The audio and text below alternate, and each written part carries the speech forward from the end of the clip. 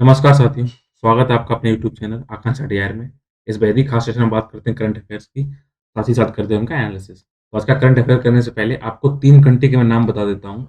ये इसलिए आता है अक्सर कन्फ्यूजन होता है, तो जब भी आपसे किया जाए बाल्कन स्टेट की कौन-कौन सी कंट्री है, तो बाल्कन जो यहाँ पे समुद्र है, ये वाला, तो उससे लगी हुई 3 कंट्री वो बाल्कन कंट्री के अंदर आती हैं, कौन-कौन सी हैं?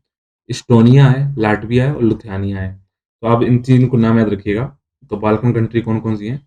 इस्टोनिया, लाटविया और लिथुआनिया। तो इनको आप याद रखिए। ये अक्सर पूछा जाता है कि कौन निम्न में से कौन-सी बाल्कन कंट्री हैं? या एक नाम अलग नाम दे दिया जाएगा कि इनमें से कौन नहीं है। अब देखते हैं आज के प्रमुख करंट अफेयर हैं क्या? गृह मंत्रालय द्वारा भी क्या किया गया था कि कुछ एनजीओ थे, उनके ऊपर फॉरेन कंट्रीब्यूशन जो राइट एक्ट था, उसके तहत उनको क्या किया गया था, उनका दोबारा से उनको रजिस्ट्रेशन के लिए दोबारा से उनको अपडेट नहीं किया गया, उनका रिनोवेशन नहीं किया गया था, रिन्यूअल नहीं किया गया था।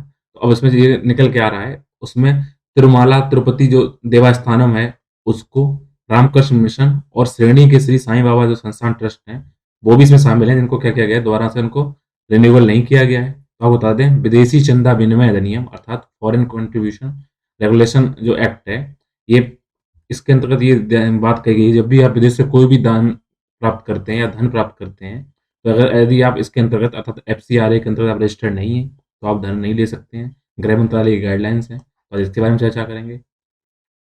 चर्चा करेंगे सामूहिक सुरक्षा संधि संगठन के बारे में, क्योंकि इसने कजाकिस्तान की बढ़ती अशांति को कम करने के लिए यहाँ पर सैनिकों को मदद भेज रहा है, क्योंकि पुलिस ने ये कहा है कि दर्जनों लोग सरकारी इमारतों पर हमला करने की कोशिश कर रहे हैं। और इसमें हुआ क्या है, कई लोग मारे इस आपस में जो क्या हुआ है, लोग और वहाँ पे पुलिस आपस में एक-दूसरे से हिंसा कर रहे हैं, जिससे क्या हुआ है, कई हज़ार लोग मारे जा चुके हैं, अशांति काफ़ी ऊपर उग्र स्तर पर पहुँच गई है, तो उसको कंट्रोल करने की बात की जा रही है। बात करेंगे नागरिक उड्डयन मंत्रालय के द्वारा, क्योंकि इसने क्या किया है, ड्रोन के उपयोग कैसे किए जाएँ, किस लेवल पे उसको कौन से गाइडलाइंस होंगे, उसके लिए क्या किया है, नागरिक उड्डयन मंत्रालय ने विभिन्न मंत्रालयों को क्या हो जाए, नोट भेजा हुआ है। अभी हाल ही में क्या हुआ था, प्रधानमंत्री नरेंद्र मोदी का पंजाब दौरा हुआ और पंजाब दौरे में क्या हुआ था, ऐसा कथित तौर पे ये कहा गया कि उनकी सुरक्षा में सैन्य लगाने के बाद केंद्र ने क्या किया है, पंजाब पुलिस अधिकारियों के खिलाफ विशेष सुरक्षा समूह अर्थात स्पेशल प्रोटेक्शन ग्रुप अधिनियम के तहत कार्रवाई करने विचार कर रहा है कि ऐसा बोला गया है कि जो वहाँ की पुलिस थी, पंजाब पुलिस, उसने जानबूझकर क्या किया है, ऐसा कार्य किया है। इसके अलावा आज हम बात करने वाले हैं अफ्रीका जो हॉर्न कंट्री है उनके बारे में, हॉर्न ऑफ अफ्रीका के बारे में, और बात करेंगे भारतीय सागर जो ड्रैगन अभ्यास किया अभी हाल में उसके बारे में, ठीक है? तो इन सभी करंट अफेयर जितने आज थे मैंने आपको बता दिए। अब इनका करेंगे डिटेल में एनालिसिस, और डिटेल में एनालिसिस करने से पहले यदि आप चैनल पे नए हैं तो आप इसको सब्सक्राइब जरूर कर लीजिएगा, और साथ ही साथ क्या करिएगा, सबसे इंपॉर्टेंट है बेल आइकन प्रेस कर लीजिए, जिससे कि मेरे द्वारा अपलोड की गई वीडियो की नोटिफिकेशन आप तक पहुंच पाए और सबसे पहले मेरी वीडियो को देख पाएँ। इसके अलावा आपको ये करंट सब्सक्राइब क्यों करना चाहिए चैनल आपको आकांक्षा तैयार, क्योंकि इसमें न केवल मैं आपको करंट अफेयर कवर करता हूँ, बल्कि उनको डिटेल में एक-एक चीज़ को बारीकी से समझाने की कोशिश करता हूँ कि करंट अफेयर क्यों था, कहाँ था, लोकेशन भी आपको देने की कोशिश करता हूँ, जिससे क्या हो, आपका मैप भी साथ-साथ अच्छे से मजबूत होता चले, जिससे कि आप ना केवल यूपीएससी एग्ज़ाम और जितने भी स्टेट के पीसीएस एग्ज़ाम हैं, उनको कवर कर पाएँ, बल्कि जितने भी एसएससी, बैंकिंग, रेलवे, एनटीपीसी, लेखपाल और उसके अलावा आपके कांस्टेबल, एसआई, जितने भी ऐसे पोर्शन हैं जहाँ पर आपको ये वन डे या वन लाइन क्वेश्चन पूछे जाते हैं और सर डिटेल में अगर उनका बैकग्राउंड पूछा जाएगा, तो सारे आपको कवर कर दिए जाएँगे। तो आइए शुरू करते हैं आज के करंट अफेयर का एनालिसिस। सबसे पहले हम देखेंगे जीएस पेपर 2 से लिंक टॉपिक के बारे में, जो कि आपके यूपीएससी का जीएस पेपर 2 से है। वरना जो विदेशी अंशदान विनिमय अधिनियम 2010 बनाया गया था और जिसमें एनजीओ को रजिस्ट्रेशन करना अनिवार्य है, ये टॉपिक आपका गैर सरकारी संगठनों की भूमिका से लेकर ये लिया गया है। आपको बता दें, फॉरेन कंट्रीब्यूशन रेगुलेशन एक्ट है जो 2010 में बनाया गया था। अब हम इसको समझेंगे कि क्यों क्या किया गया है, क्यों इसमें ऐसा बोला गया है कि आप हमसे क्या करिए, परमिशन लीजिए गृह मंत्रालय द्वारा। अब इसके बैकग्राउंड की बात करते हैं, आपको बताते हैं। 2020-21 में बात की जाए, तो अभी हज़ारों एनजीओ ऐसी थी जिनको क्या करना था, उनका नवीनीकरण करना था, उनका रिन्यूअल करना था। तो मंत्रालय ने क्या किया है, 189 यानी 179 गैर सरकारी जो संगठन है अर्थात एनजीओ हैं, उनको क्या कर दिया था, उनको नया रिन्यूअल देने से मना कर दिया था। जबकि आपको बता दें, 5,789 संघों ने 31 दिसंबर की सीमा से पहले ही आवेदन भी नहीं किया था, तो वो है ही नहीं। तो कुल मिलाकर आपको बता दें कि जो रजिस्ट्रेशन के जो टोटल आवेदन आए थे, वो 22,762 आए थे। अब उनमें जो एप्लीकेशन बचे हैं, वो जो उनकी अब कितने केवल अप्रूवल हुए हैं, वो 16,907 हुए हैं। तो आपको बता दें, ये आंतरिक सुरक्षा पर प्रतिकूल प्रभाव ना पड़े, ऐसी फंडिंग ना हो विदेशों से, जो कहीं न कहीं आंतरिक शांति को बढ़ाए, इसको रेगुलेट करने के लिए फॉरेन कंट्रीब्यूशन रेगुलेशन एक्ट बनाया गया था। इसलिए फंडिंग को देखता है। इसको पहले 1976 में बनाया गया था, फिर 2010 में संशोधित किया गया, अब 2020 में किया गया है। इस चीज़ को आप ध्यान रखिएगा। तो इसमें मैंने बात किया जो विदेशी स्रोतों से धन आ रहा है उसकी उस पर अनियंत्रित और बेलगाम शक्तियाँ हावी ना हो जाएँ, उन पर अगर शिकंजा कस सके, कौन इसको रुपए दे रहा है, इसलिए इसको बनाया गया है। और ये जो फॉरेन कंट्रीब्यूशन रेगुलेशन एक्ट है, ध्यान रखना ये गृह मंत्रालय के अधीन आता है, इसकी आपको ध्यान रखिएगा। अगर हम इस बात की बात करें कि इसको क्यों बनाया गया था, इसका यूज़ क्यों है, तो ऐसा क्या है, ऐसे नागरिक जो क्या है भारत के बाहर रह रहे हैं, तो ऐसी कंपनियों पर उनकी शाखाओं को नियंत्रित करने के लिए कि कहीं न कहीं क्या हो, कि वो चीज़ें कंट्रोल में रहें और देश की सुरक्षा के लिए बने रहें, इसलिए इनको रजिस्ट्रेशन करना ज़रूरी है। इसमें क्या किया गया है, इसमें संस्थाओं में जो कवर किए गए, उनमें ना केवल व्यक्ति को कवर किया जाता है, बल्कि एक हिंदू अविभाजित परिवार या एक संघ या एक पंजीकृत कंपनी, इन सबको क्या किया जाता है, चंदा को कवर किया जाता है, ठीक है? आपको बता दें जब भी कोई विदेशी ज़्यादा दान करना चाहता है देश के अंदर, तो उसको क्या करना होगा, एनजीओ को अगर दान करना है आपको, अगर फॉरेनर हैं आप, तो आपको कहीं न कहीं क्या होगा, गृह मंत्रालय की परमिशन लेना अनिवार्य है। इस चीज़ को ध्यान रखिएगा। तो अभी इसका क्या है, इसमें इसमें बोला गया है कि पंजीकृत एनजीओ हैं, वो राजधानी में भारतीय स्टेट बैंक की मुख्य शाखा में एक निर्दिष्ट खाता खोलें और उनके विभिन्न कारणों में विदेशी योगदान विशेष रूप से आए, अगर आप क्या करिए, दिल्ली में आइए, एसबीआई ब्रांच में अपना खाता खोलिए और फिर वहाँ पे जो भी रुपया आएगा, उससे क्या होगा, आपको कहीं न कहीं उससे कि यहाँ पे जो सही से निगरानी की जा सकेगी। लेकिन इसमें याचककर्ता का ये कहना है, इससे क्या होगा जो ग्रामीण भारत के लोग रह रहे हैं, अगर वो वाक़ई में सही काम कर रहे हैं, गलत तरीके से रुपया नहीं ला रहे हैं, तो कहीं न कहीं क्या होगा, राजधानी की दूरी की वजह से उनको कहीं न कहीं उनके जो एनजीओ हैं वो बोझिल हो जाएँगे। इसलिए इसमें दिक्कतें आ रही हैं। तो हर चीज़ की अच्छाइयाँ बुराइयाँ तो बनी रहती हैं, लेकिन देश की सुरक्षा भी ज़रूरी है। हाँ, ठीक है, इसको कुछ अच्छा बनाया जा सके, इसलिए इसमें ज़रूरी है कि आप इसको कवर करिए। तो इसमें हम देखते हैं कि इसके तहत क्या होता है, विदेशी योगदान किसी भी वस्तु के विदेशी स्रोत द्वारा दिए गए दान, वितरण या हस्तांतरण को कवर करता है। तो इस तरीके से बाहर से जो भी आएगा, उसको कवर कर लिया जाएगा। आपको इसमें बता दें कि कौन से विदेशी अनुदान अभी तक लोग प्राप्त नहीं कर सकते हैं, अगर विदेश से दान आता है, तो कोई भी संस्थाओं को विदेशी धन प्राप्त करने के लिए रोक दिया जाता है, जिनमें से क्या है, अगर कोई चुनावी उम्मीदवार है, उसको फॉरेन फंडिंग नहीं मिलनी चाहिए। एक रजिस्टर्ड समाचार पत्र से जुड़े लोग हैं, वो क्या करेंगे, उनको फंड नहीं रुपए मिलने चाहिए, जिससे क्या हो, कहीं न कहीं आंतरिक सुरक्षा की सारी बातें हैं। इसके अलावा न्यायाधीश, सरकारी कर्मचारी या सरकार द्वारा नियंत्रित और स्वामित्व वाली कोई भी इकाई, जिसमें कर्मचारी काम करते हैं, विधायिका जो लोग होती है, उसको बाहर से फंडिंग नहीं मिलनी चाहिए।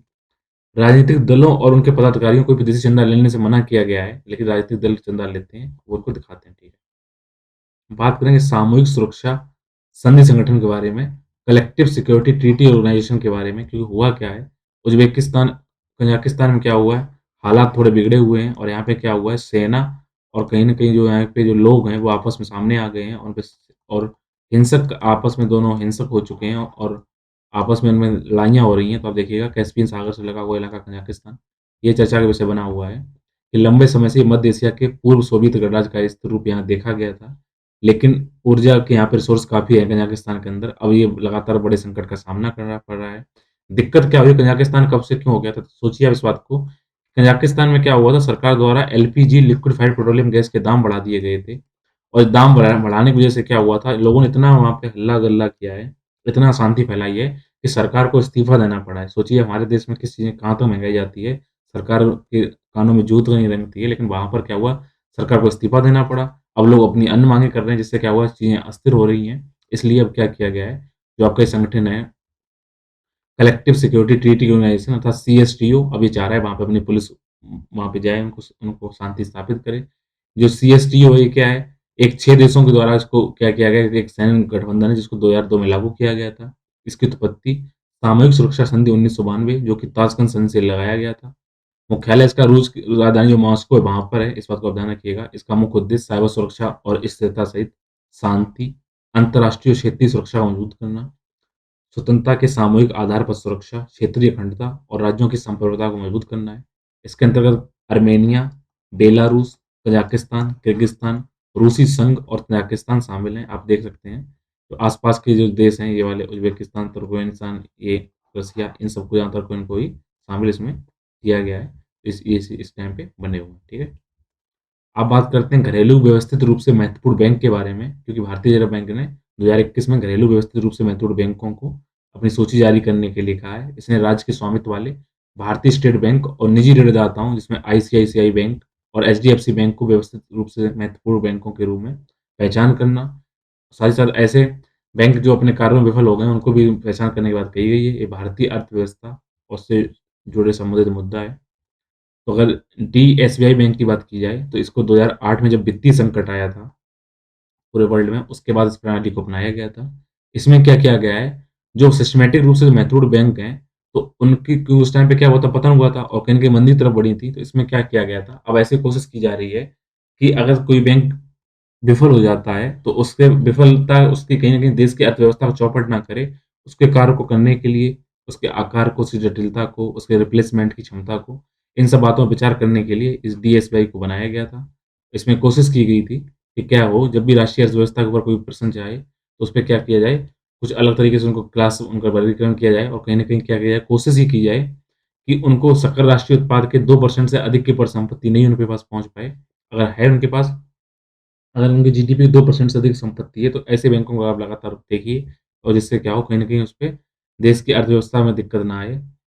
इन बैंकों को अगर हम क्या नियम पालन करने होते हैं, ये क्या करते हैं, अपने आर्थिक और राष्ट्रीय महत्व के कारण इन बैंकों को टियर 1 इक्विटी के रूप में जो जोखिम भारित परिसंपत्तियाँ होती हैं, उनका एक उच्च हिस्सा क्या करते हैं, अपने पास बचा के रखिए। अगर आगे जोखिम आता है, तो कहीं न कहीं अगर उसका एक अगर मान लीजिए अगर ₹100 हैं, तो लगभग उसका बड़ा हिस्सा 10 से 20, 30 जितना मैक्सिमम हो सके आप पैसे बचा के रख लीजिए, जिससे क्या हो सके, अगर आगे कोई दिक्कत आती है, तो आपको क्या होगा, आपको ये जोखिम वाला हिस्सा बचा हुआ है, तो पूरा-पूरा आप घाटे में नहीं जाएँगे, कुछ इस तरीके की बात है। ड्रोन के इस्तेमाल के लिए नागरिक उड्डयन मंत्रालय ने कुछ गाइडलाइंस जारी की हैं और सभी के लिए उन्होंने क्या किया, गृह मंत्रालय, रक्षा मंत्रालय, स्वास्थ्य और परिवार कल्याण मंत्रालय, पेट्रोलियम और प्राकृतिक गैस बिजली मंत्रालय, सूचना और प्रसारण मंत्रालय और इसके साथ अन्य क्षेत्रों में उन्होंने अपनी गाइडलाइंस भेज दी हैं कि आप कौन-कौन से रूल फॉलो करिए। ये टॉपिक आपका विज्ञान और प्रौद्योगिकी से संबंधित मुद्दे हैं और साथ-साथ इसमें टेक्नोलॉजी का क्या यूज़ हो रहा है, तो इससे संबंधित टॉपिक है। क्योंकि गृह मंत्रालय में आपने देखा होगा निगरानी करने के लिए रक्षा मंत्रालय क्या करता है, युद्ध के समय ड्रोन का इस्तेमाल करता है। स्वास्थ्य मंत्रालय अपनी दवाओं की डिलीवरी करने के लिए, पेट्रोलियम अपनी संपत्ति में ज़्यादातर लोग क्या करते हैं, निगरानी वगैरह रखने के लिए, उसके लिए इन ड्रोन के लिए कुछ नए गाइडलाइंस जारी कर दिए हैं और उनसे बोला गया है आप उनको सही से पालन करिए। क्योंकि आपको पता होना चाहिए, इसके ड्रोन आजकल हर क्षेत्र में लाभदायक हो रहा है, जिससे न केवल राष्ट्रीय रक्षा में फ़ायदा मिल रही है, बल्कि कृषि, कानून के परिवर्तन करने के लिए, मैपिंग करने के लिए, अगर किसी सिक्योरिटी चेक करनी है, किसी शहर का नक्शा चेक करना है, जो भी है, उनके लिए यूज़ कर सकते हैं। तो भारत ने क्या किया, केंद्र सरकार ने क्या किया है, 15 सितंबर को 3 वित्तीय वर्षों में फैले 120 करोड़ रुपए के आवंटन के साथ ड्रोन और ड्रोन के जो कंपोनेंट हैं, उसके लिए पीएलआई अर्थात प्रोड्यूस लिंक इंसेंटिव, अगर आप उसको करेंगे तो आपको फ़ायदा देंगे। इसके लिए इसमें क्या किया गया है, कुछ व्यवधान काम किए गए हैं। इस टाइम ड्रोन की क्यों आवश्यकता हो रही है, आपको बताना चाहिए कि जब अगर ड्रोन हम रक्षा कर सकते हैं, दूसरा हमें देख सकता है। तो ऐसा देखा गया है कि जम्मू और कश्मीर में वायुसेना स्टेशनों पर विदेशी ताकतों द्वारा ड्रोन का इस्तेमाल किया गया है। साथ ही साथ भारतीय क्षेत्र में हथियारों, गोला-बारूद और ड्रग्स की तस्करी करने के लिए पंजाब के द्वारा एक सिस्टमैटिक रूप से ड्रोन तैनात किए गए हैं। इसके अलावा बात की जाए, तो वर्ष 2019 में 167, वहीं 2020 में 77 ड्रोन क्या थे, 77 ड्रोन थे जो पाकिस्तान के द्वारा आए थे, उनकी भारत ने उनको देखा।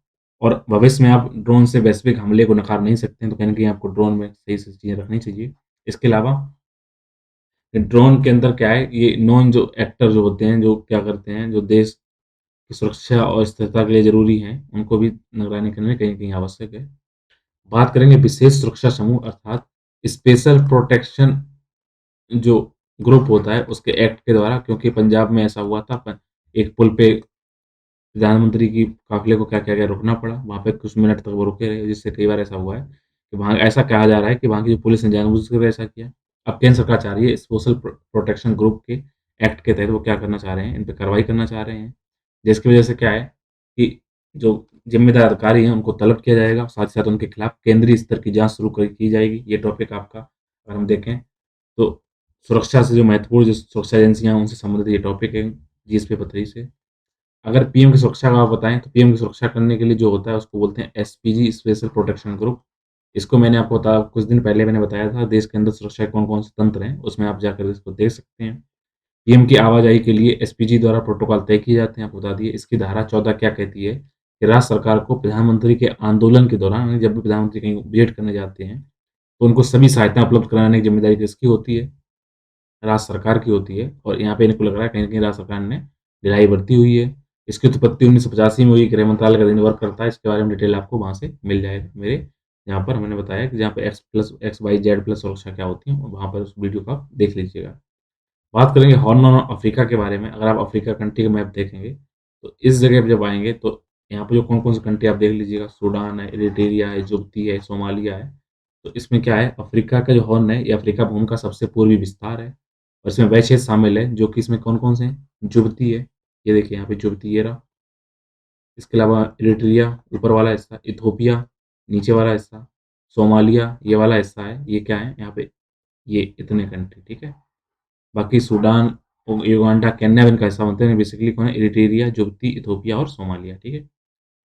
अब इनकी संस्कृतियाँ लगभग एक सी हैं, इनके इतिहास आपस में जुड़े हुए हैं। ये अरब सागर और हिंद महासागर में सैकड़ों किलोमीटर की दूरी पर अदन की खाड़ी के दक्षिणी किनारे पे स्थित, ध्यान रखना। यहाँ पे कौन-सी खाड़ी है? अदन की खाड़ी, एक तो यमन है, ओमान है, सऊदी अरेबिया है, और दूसरी साइड में हॉर्न ऑफ अफ्रीका है, ठीक। खबरों में क्यों है? क्योंकि चीन क्या कर रहा है, अपना यहाँ पे दूत नियुक्त करने की बात कर रहा है, यानी कि यहाँ पे डिप्लोमेटिक यहाँ पे बैठाने की बात कर रहा है, तो कहीं न कहीं भारत को इस पे गौर करना होगा, इसलिए चर्चा में बने हुए हैं। बात करेंगे समुद्री ड्रैगन अभ्यास के बारे में, तो भारत सागर ड्रैगन अभ्यास में भाग लेने वाले 6 इंडो-पैसिफिक देशों में शामिल हो चुका है। ये प्रशांत महासागर में एक बहुपार्श्व पनडुब्बी रोधी युद्ध अभ्यास है, ड्रैगन अभ्यास, जिसमें क्या है, भारत शामिल हो रहा है। इसमें भारत के अलावा अमेरिका, ऑस्ट्रेलिया, कनाडा, जापान, दक्षिण कोरिया की नौसेनाएँ इसमें शामिल होंगी, ध्यान रखिएगा। Bharat, Canada, Australia, Japan, south Korea और कौन, भारत भी इसमें शामिल हो रहा है। सी ड्रैगन एक अमेरिकी नेतृत्व वाला, यानी कि समुद्री जो सागर ड्रैगन है, एक अमेरिकी जो उसमें नेतृत्व करता है, एक बहुराष्ट्रीय अभ्यास है, जिसे हिंद प्रशांत क्षेत्र में पारंपरिक और गैर पारंपरिक समुद्री सुरक्षा की चुनौतियों का जवाब देने के लिए, उसके अभ्यास करने के लिए यहाँ पर क्या किया जाता है, लगातार एक्सरसाइज की जाती हैं। इसको संचालित किया जाता है और इसीलिए इसको तैयार किया जाता है, ध्यान रखना। सी ड्रैगन में भारत अब से शामिल हो रहा है, जिसमें पहले से अमेरिका, कनाडा, जापान, इसमें साउथ कोरिया और ऑस्ट्रेलिया शामिल हैं। अब इसमें भारत भी इसका हिस्सा हो रहा है। तो इसी के साथ जितने करंट अफेयर थे, उनका एनालिसिस कंप्लीट होता है। उम्मीद है आपको इसे समझ में आया होगा। अब मिलेंगे नए टॉपिक में, नए सेशन के साथ। तब तक आप जुड़े रहिए मेरे यूट्यूब चैनल आकांक्षा डीआर के साथ, और अपना ख्याल रखिए, अपनी पढ़ाई को करते रहिए। Thank you.